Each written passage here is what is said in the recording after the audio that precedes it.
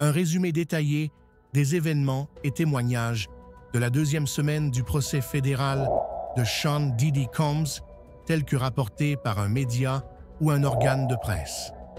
Elle couvre les allégations explosives, les témoignages et les preuves présentées au tribunal concernant les accusations portées contre Combs, notamment pour trafic sexuel, racket et violence conjugale.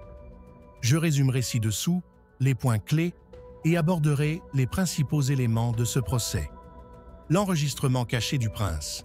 Un élément de preuve important était un enregistrement audio du prince, prétendument trouvé dans les dossiers de l'affaire, révélant son plan visant à exposer les activités de Diddy. Le prince a affirmé avoir connaissance de paiements, par exemple 2 millions de dollars et 1,3 million de dollars, et d'accords de confidentialité utilisés pour faire taire des individus, suggérant une opération systématique et calculée de la part de Combs. Dans l'enregistrement, Prince a exprimé sa crainte pour sa sécurité, déclarant « Si quelque chose m'arrive, assurez-vous que cela parvienne aux bonnes personnes », indiquant qu'il pensait que Diddy pourrait riposter. L'enregistrement suggérait que Prince avait des caméras cachées lors d'une fête organisée chez lui, que Diddy avait utilisé pour un événement freak-off, capturant des activités incriminantes. Témoignage de Cassie Ventura. Cassie, l'ancienne petite amie de Diddy, a témoigné avoir subi des violences physiques et émotionnelles, notamment un incident présumé survenu en 2010 au cours duquel Combs l'a frappé au ventre dans un restaurant de West Hollywood dont Usher et d'autres ont été témoins. Des enregistrements audio ont été diffusés au tribunal où l'on a entendu Cassie crier, notamment un où elle menaçait un homme nommé Sugit après avoir appris qu'il avait peut-être vu une vidéo bizarre. Cassie a décrit le sentiment d'avoir été contrainte de participer à des freak-offs, des soirées sexuelles alimentées par la drogue, Diddy utilisant prétendument des vidéos pour la faire chanter et la contraindre à se conformer.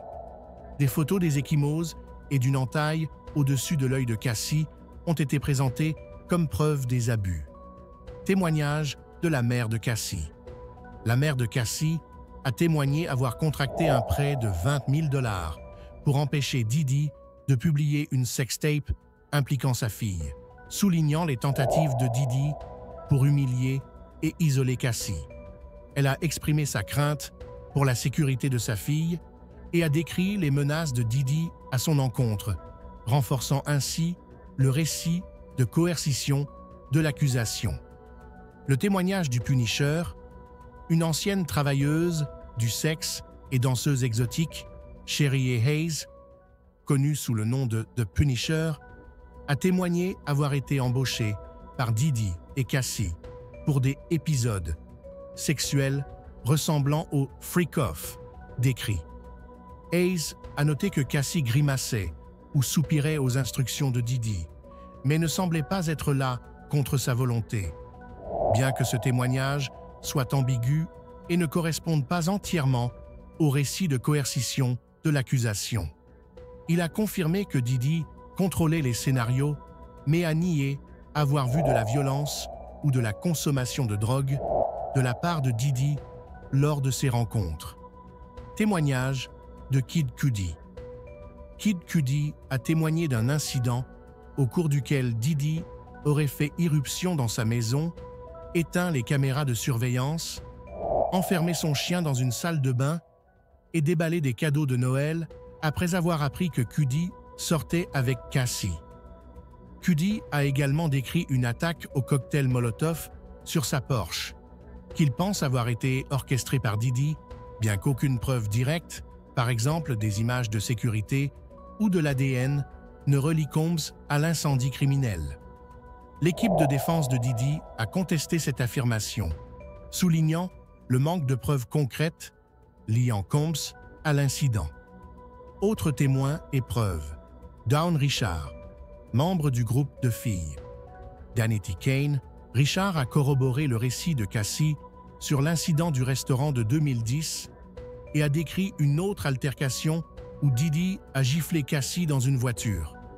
George Kaplan, ancien assistant exécutif, Kaplan a été témoin de la violence de Diddy envers Cassie dans un jet privé en 2015, où Cassie a crié « Personne ne voit ça » pendant un passage à tabac.